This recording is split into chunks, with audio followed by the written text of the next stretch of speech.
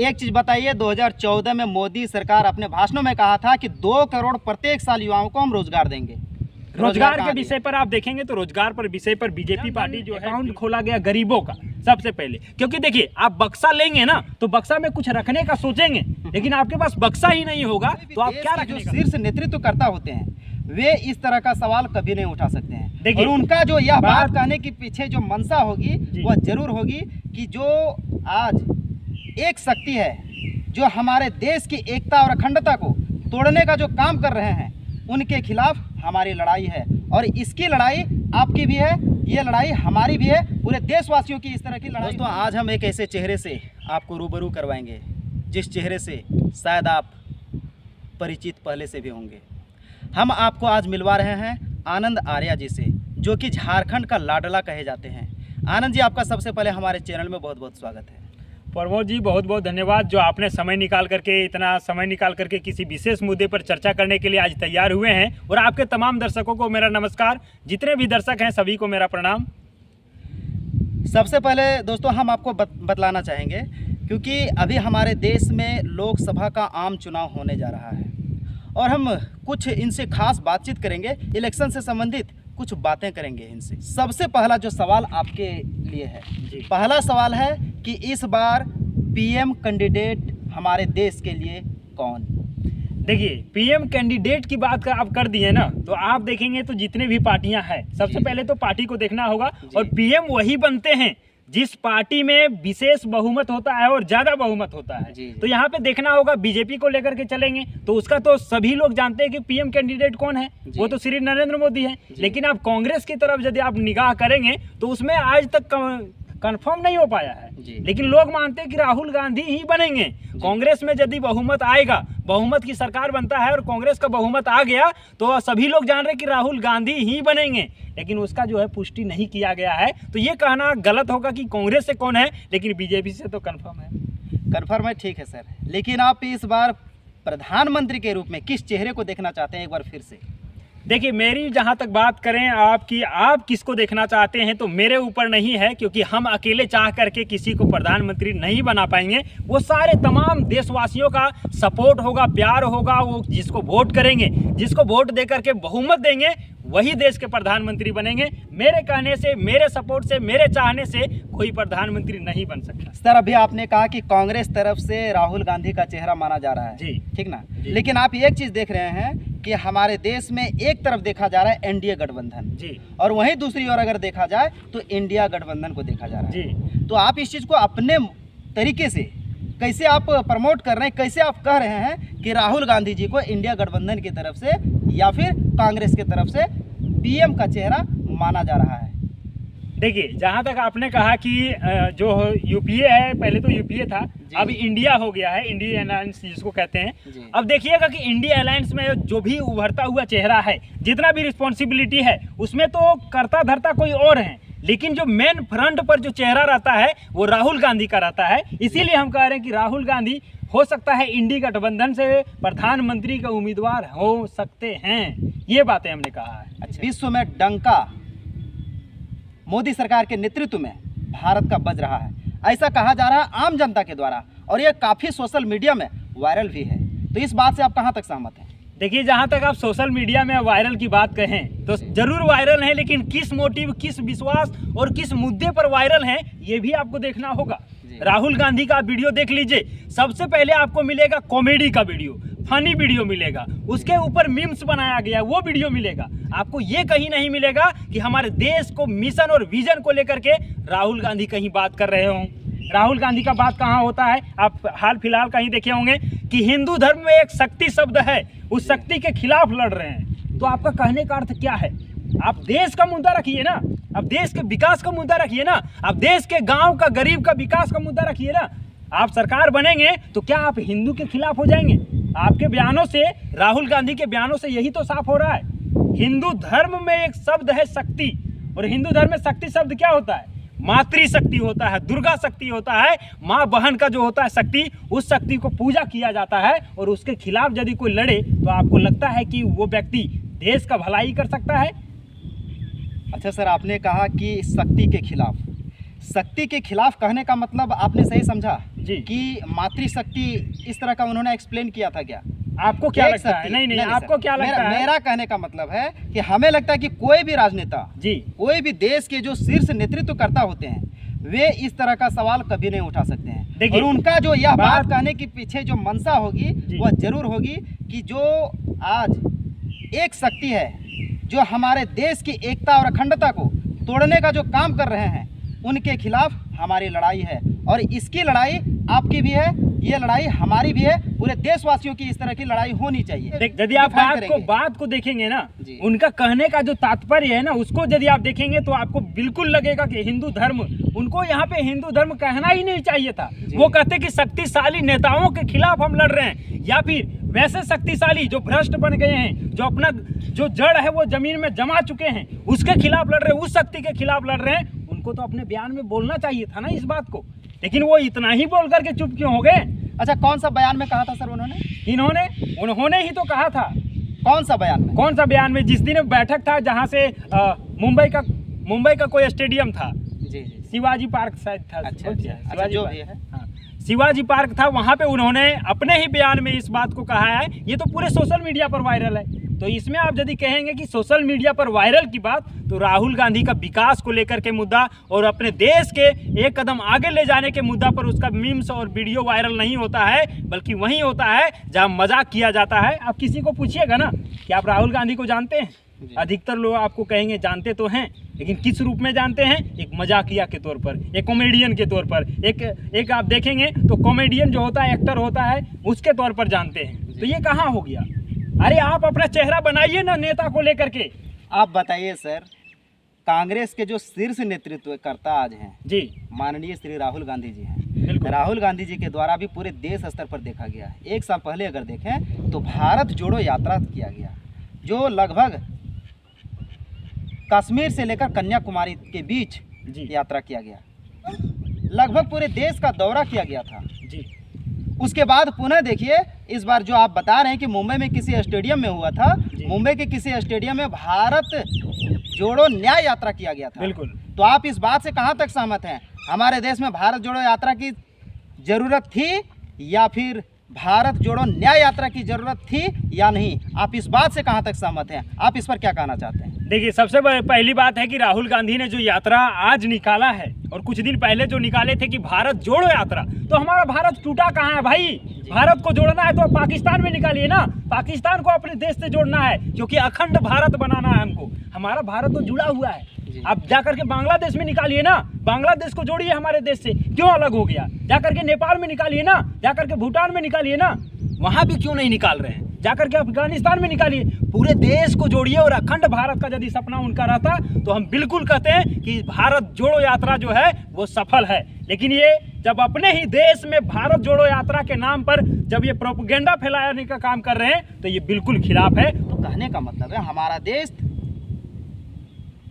हिंदू बाहुल है, इस बात से तो इग्नोर नहीं करेंगे आप? बिल्कुल, हाँ, है ना? हिंदू बाहुल तो है। हिंदू तो सभी हैं सर। बिल्कुल, सभी तो नहीं है, हिंदू बाहुल हैं, मतलब ज्यादा संख्या बाहुल में जितने हैं वो तो सभी है ना, हिंदू है। हाँ जी, बिल्कुल। मान लीजिए हमारे देश की जनसंख्या, अगर हिंदुओं की संख्या देखा जाए तो 70% है। बिल्कुल। अगर 70% है तो सभी हिंदू हैं, तो हिंदू के बीच में, एक हिंदू से दूसरे हिंदू के बीच में ये फर्क क्यों, ये नफरत क्यों? इसलिए तो शायद इसकी जरूरत पड़ी, भारत जोड़ो न्याय यात्रा की, भारत जोड़ो यात्रा की।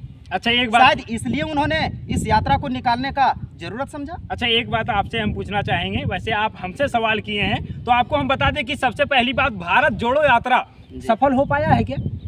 आपने जो बोला कि गरीबों को जोड़ने का बात किया गया, ST SC जो नीचे तबके के लोग हैं उनको जोड़ने का काम किया गया, भारत जोड़ो यात्रा सफल हो पाया? कितने लोग जुड़ पाए? कितने लोग जुड़ पाए? भीड़ तो पूरा दिख रहा था सर। भीड़ दिखाना सर, नेताओं का भीड़ दिखाने के लिए सोचना नहीं पड़ता है। आप कहीं भी जाकर के देखिएगा, भीड़ तो दिखेगा, लेकिन आप बताइए ना कितने लोग जुड़ पाए? नहीं जुड़ पाए, असफल रहा। उसके बाद से निकाला गया भारत जोड़ो न्याय यात्रा। अरे भाई साहब, आपसे भारत जुड़ा ही नहीं तो आप न्याय दिलाने निकल गए। और कौन सा न्याय आप दिला दिए? किसको न्याय दिला दिए? गरीब तो गरीब ही रह गए, आदिवासी हैं, उसको तो कोई फैसिलिटी मिला नहीं। इससे पहले आपने कहा सर कि हमारा देश सबसे पहले टूटा कहाँ है, जहाँ पर जोड़ने की जरूरत पड़ी। ये तो बात मैंने कहा कि जुड़ा कहाँ है, जहाँ न्याय की जरूरत पड़ी। दोनों बात आप ही कह रहे हैं। तो दोनों बात तो वाकई में है ना, किसको आप न्याय दिला रहे हैं? और दिलाने यदि निकले हैं तो कितने लोग को दिलाएं, ये आप पूछ लीजिएगा राहुल गांधी से। यदि वो बता दिए कि इतने सारे लोगों को हमने न्याय दिला दिया भारत जोड़ो न्याय यात्रा से, तो हम मान लेंगे। कितने लोग को दिला पाए? जानते हैं, इंदिरा गांधी जब सरकार थी उन्होंने कही थी कि गरीबी हटाओ। कितने गरीबी हटे साहब? कितने गरीबी हटे बताइए? गरीबी तो नहीं हटा, लेकिन कांग्रेस धीरे धीरे हट रहा है। अच्छा, एक चीज आपको मानना पड़ेगा सर, 2014 से पहले हमारे देश में कांग्रेस की शासन व्यवस्था थी। बिल्कुल। उस समय तक वर्ल्ड हंगर इंडेक्स में भारत जो है गरीबी रेखा के मामले में 55वें नंबर पर था जी। और वही आज देखा जा रहा है तो 100 से ऊपर जा चुका है। और आज देखा जा रहा है कि पाकिस्तान से भी नीचे जा चुका है। हमारे देश का विकास के स्तर को अगर देखा जाए, पाकिस्तान से भी नीचे जा चुका है, बांग्लादेश से भी नीचे जा चुका है। इस बात से आप कहाँ तक सहमत हैं? देखिए, जहाँ तक आप गरीबी सूचकांक की बात की है ना, तो आप यदि देखेंगे तो 2014 की जनसंख्या और अभी का जनसंख्या, बहुत जनसंख्या में फर्क है। फिर भी आप देखेंगे तो गरीबों के लिए बहुत सारा स्कीम है जिससे गरीबों को मदद मिल रहा है, गरीबों को उस योजना का लाभ मिल रहा है। तो कहाँ आप नहीं कहेंगे? आप चल जाइए कोई भी गांव, आपको यदि अति गरीब कोई मिला। गरीबों को कौन कौन सा लाभ मिल रहा है सर? आप 5 स्कीम का नाम बताइए। बहुत सारे स्कीम है, 5 स्कीम हम क्यों बता दें? 5 स्कीम में आप जोड़ लीजिए ना। जैसे गरीबों को सबसे पहले तो गैस चूल्हा मिला हुआ है। गरीब पहले धुएं में लकड़ी से खाना उना बनाती थी, महिलाएं परेशान थी। महिलाओं के लिए एक सबसे बड़ा काम हुआ, गैस चूल्हा पर उसको गैस मिल गया। आज रिफिल करवाने का उनके पास पैसे तक नहीं। आगे बोलिए सर। पैसे देखिए, पैसे मैटर नहीं करता है, आपको उस संसाधन से जोड़ दिया गया ना, आप कहीं ना कहीं से व्यवस्था कर ही लेंगे। आप ये बहाना है कि पैसे नहीं है, भाई उसके पास सब कुछ है, लेकिन वो सिर्फ एक क्लेम देना चाहते हैं। दूसरा मुद्दा बताइए सर, दूसरा स्कीम बताइए। दूसरा स्कीम ये है कि गरीबों के पास आवास नहीं था, टूटे हुए झोपड़ी में रहते थे, किसी भी तरह से कच्चे मकान में रहते थे, उनको प्रधानमंत्री आवास मिला। वो प्रधानमंत्री आवास में अभी बढ़िया से रह रहे हैं। आप किसी भी गांव में जाकर के देखेंगे तो शायद ही आपको कोई गांव होगा जहां पे कच्चा घर में लोग रहते हैं, ये मिल जाएगा आपको। हर एक लगभग लोग को जो है बताएंगे सर। तीसरा स्कीम जो है गरीबों के लिए, जन धन योजना के तहत सभी का खाता खोला गया। अब आप कहेंगे कि खाते में 15 लाख रुपया तो भेजने का बात किए थे। हम मोदी का सपोर्टर नहीं है, ना ही मोदी के पार्टी बीजेपी से हमारा कोई लेन देन है, कोई मतलब नहीं। लेकिन जो हकीकत है वो हम बता रहे हैं, जन धन अकाउंट खोला गया गरीबों का सबसे पहले। क्योंकि देखिए, आप बक्सा लेंगे ना तो बक्सा में कुछ रखने का सोचेंगे, लेकिन आपके पास बक्सा ही नहीं होगा तो आप क्या रखने का सोचेंगे? तो सबसे पहले खाता खोला गया ताकि आप जो इधर उधर फिजूल खर्ची करते थे वो बचा स्कीम हो गया, उज्ज्वला योजना हो गया, और एक और क्या बताया आपने? पहले गैस का बताया, उसके बाद चलिए सर 3 हो गया। उसके बाद आप देखिए चौथा, आप यदि देखेंगे तो गांव में अभी नल जल योजना के तहत जो है सुविधाएं पहुंच रहा है। बहुत सारे सुविधाएं हैं जो गांव में चला जा रहा है, और गांव के नल जल योजना के तहत लोगों को पानी पीने के लिए, नहाने धोने जो भी यूज है वो करने के लिए पहुंच रहा है। तो ये सारा चीज तो है जी। पांचवा आप देखिए, सड़क जोड़ा गया गांव को, तो गरीब से लेकर के सारे तबके के लोगों के लिए हो गया। किस गांव में सड़क नहीं बना हुआ बताइए? किस गांव में सड़क नहीं है? हर एक गांव में अभी लगभग गांव में आपको सड़क मिल जाएगा। और लोग सड़क बन जाता है ना तो विकास का काम वहीं से चालू होता है। और अब सड़क यदि बन गया है, जैसे पटरी बन जाता है तो ट्रेन दौड़ने लगती है, सड़क बन गया है तो अब विकास भी दौड़ेगा, और गांव का भी विकास होगा, गरीब का भी विकास होगा, नीचे तबके के लोगों का विकास होगा, एसटी का विकास होगा, एससी का विकास होगा, और जितने भी लोग हैं पूरे समाज में, पूरे समाज का विकास होगा। ये आपको मानना होगा। एक चीज बताइए, 2014 में मोदी सरकार अपने भाषणों में कहा था कि 2 करोड़ प्रत्येक साल युवाओं को हम रोजगार देंगे। रोजगार के विषय पर आप देखेंगे तो रोजगार पर विषय पर बीजेपी पार्टी जो है बिल्कुल विफल है। क्योंकि आप देखेंगे जितना भी कहा गया था वैसे कह देना नहीं होता है। देखिए, यदि आप लोकसभा में आप देखेंगे 543 मेंबर हैं, उसमें से जितना भी बीजेपी का है, सभी लोग यदि चाह लेता कि अपने लोकसभा क्षेत्र में कुछ हम रोजगार देने का काम करेंगे तो ये 2 करोड़ का जो आंकड़ा है वो छू लेता। लेकिन आप देखेंगे रोजगार के विषय में बिल्कुल भी विफल है, ये कोई भी इग्नोर नहीं कर सकता है। 2014 में मोदी जी ने कहा था कि प्रत्येक भारतीय के खाते में 15 लाख आएगा। गरीबों के खाते में 15 लाख से ज़्यादा भी आ गया है। गांव में यदि आप जाकर के देखेंगे वो कैश के रूप में तो उनके खाते में पड़ा हुआ नहीं है कि हमारे खाते में 15 लाख रुपया है, लेकिन 15 लाख का योजना दिया गया है, 15 लाख का काम दिया गया है, तो वो तो आ गया है ना। तो इससे क्या लगता है, पूर्ववर्ती सरकार योजना नहीं देते थे क्या? योजना, लेकिन इस तरह का वादे तो नहीं किए थे ना। आप इस प्रकार का वादे नहीं किए। 15 लाख प्रत्येक भारतीय के रूप खाते में जाएगा 15 या फिर करोड़ 5 नहीं, लाख 15 जाएगा, लाख, हाँ, ऐसा 15 तो उन्होंने कहा नहीं था सर। हाँ 15 लाख की बात जी। है, वैसा तो कहा नहीं। बिल्कुल। योजना तो हर सरकार लाती है ना सर। योजनाएं हर सरकार लाती है, लेकिन उसका इम्प्लीमेंट कितना हो पाता है ये मायने रखता है। आप भी जानते होंगे कांग्रेस की जब सरकार थी तो कांग्रेस के ही एक ने कहा था, क्या कहा था कि हम 1 रुपया यहाँ से भेजते हैं तो 5 पैसा 10 पैसा 15 पैसा गरीबों के पास पहुँचता है। लेकिन आज देखिए जब डिजिटल इंडिया बना है उस समय से यदि वहां से 1 रुपया भेजा जाता है तो 1 रुपया गरीबों के खाते में पहुंचता है। ये तो आपको भी मानना होगा। ये सच्चाई कहा सर, और ये कहा था किन्होंने? राजीव गांधी ने कहा। राजीव गांधी ने कहा था, हकीकत बात सच्चाई कहा था, सच्चाई। लेकिन अभी तो झूठ नहीं बोलते हैं ना सर। आज तो मुझे लग रहा है कि अभी जो केंद्रीय जो हमारे देश के प्रधानमंत्री हैं, यशस्वी प्रधानमंत्री कहे जाते हैं, अगर देश के प्रधानमंत्री सर जो देश के मुखिया होते हैं, अगर वे कहीं ये बोलने लगे और झूठ पर झूठ अगर बोले तो इस बात से आम जनता पर इस पर कहाँ तक प्रभाव पड़ेगा सर? झूठ एक अलग होता है और वादा एक अलग होता है। यहाँ पे झूठ नहीं कहा जा सकता है। वादा आप कह लीजिए कि वादा किया था, जिनको निभाए या ना निभाए वो अलग की बात है,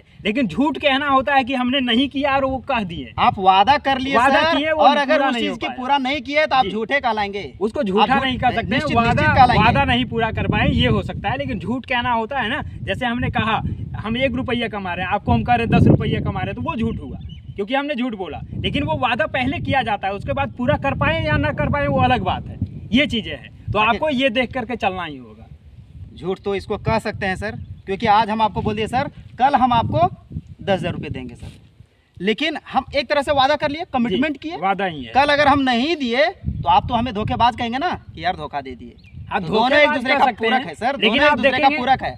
अच्छा आपको क्या किस बात पर लगता है कि झूठ बोले हैं? क्या झूठ लगता है आपको? उन्होंने ये तो नहीं कहना चाहिए उन्हें कि 15 लाख प्रत्येक भारतीय के खाते में जाएंगे।